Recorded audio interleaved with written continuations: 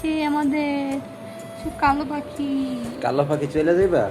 আমাদের কালো পাখি উল্টা হয়ে গেছে। চলে যাইবা? হ্যাঁ, তোমার বাবার কাছে পাঠা দিম, ওটা থাকবে হলো বাপের লগে। বাপের বাড়িতে যাইবা না মার লগে থাকবা? বাপ তো চিনে কেমনে না। টাকা কেন? বাপ তো চিনে না। বাপের কাছে থাকবো। তোমার কিন্তু যাই আমরা সপ্তাহ সপ্তাহ যাই দেখবো বাপের কাছে পাখি কেমন আছো, ভালো আছো কিনা। তাদের হুম।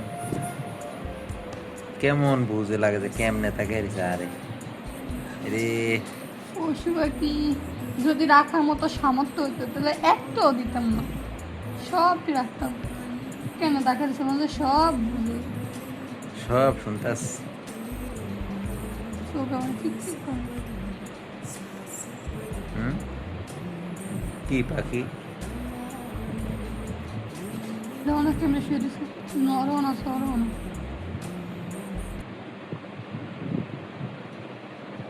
তবে এটা বাফের মতন পশমগুলো অনেক ঘন ঘন, পুরো শরীরে পশম আর পশম।